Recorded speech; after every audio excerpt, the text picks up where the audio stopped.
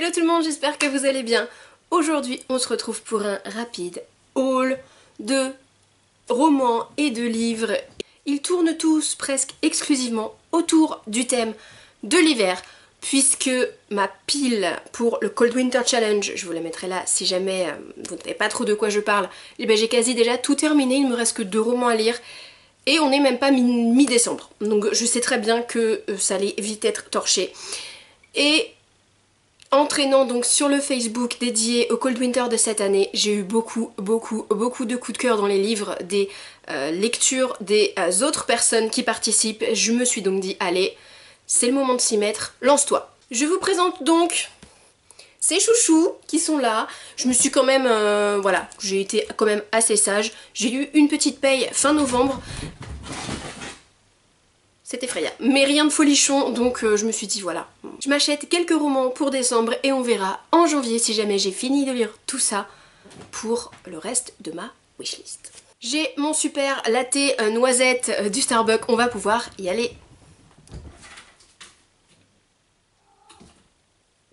C'est trop bon ce truc. On commence par un roman que j'ai vu presque dans toutes les listes de Sarah Morgan. C'est La danse hésitante des flocons de neige. Il est magnifique, j'espère que vous le voyez bien. Parce que maintenant, comme à 15 h il fait nuit, bah forcément j'ai sorti les éclairages. Freya est déchaînée, je suis désolée, je ne sais pas ce qu'elle a. Comme c'est la collection Harlequin, c'est de la romance. Mais je me suis dit que de temps en temps, entre deux grosses sagas de fantasy, ça faisait pas de mal.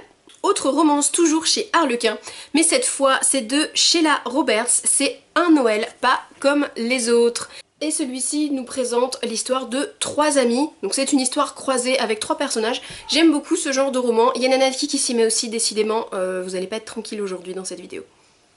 Je m'excuse pour eux, parce que c'est tellement des voyous qui s'en fichent. C'est pas eux qui s'excuseront eux-mêmes. Bref. Voilà, en plus il est trop beau, il y a des paillettes partout. Franchement, elle est magnifique la couverture. Ensuite, on part chez Michel Lafon-Poche dans les romans jeunesse de Marco Leno, la véritable histoire de Noël. Et celui-ci, c'est pareil, il y a beaucoup de personnes qui l'ont choisi. Et à force de le voir partout, le fait que ce soit un grand classique de la littérature finlandaise aussi, je me suis dit bon allez, lance-toi, c'est un poche, il est à 6,50, il est pas cher, allez c'est parti. En plus il est pas très épais donc... Ensuite j'ai enfin trouvé un roman que je voulais depuis longtemps, il est sorti en poche, certainement il y a un petit moment mais je l'avais pas trouvé avant. C'est Frozen de Melissa Delacruz et de Michael Johnson dans, en livre de poche.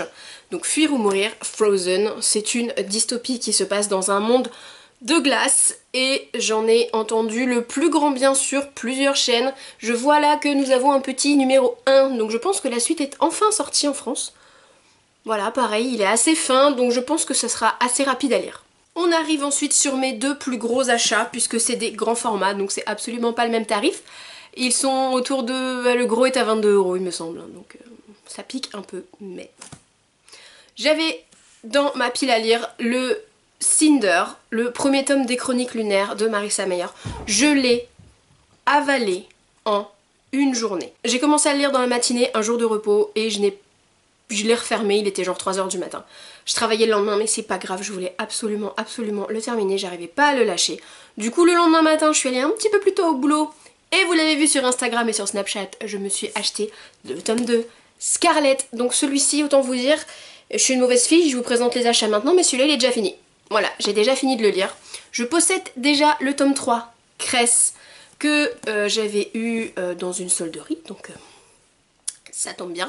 Et j'ai pas tenu, j'ai acheté direct le tome 4, Winter, je l'ai acheté tout à l'heure, c'était le dernier, j'ai sauté dessus, j'étais trop contente. Et celui-ci, c'est quand même la bonne grosse briquette, il fait presque 1000 pages, donc j'espère que, voilà, comme je vous dis, avec ça et tous les autres que je vous ai présentés avant, j'ai de quoi faire, surtout que il faut que je lise Cress entre temps.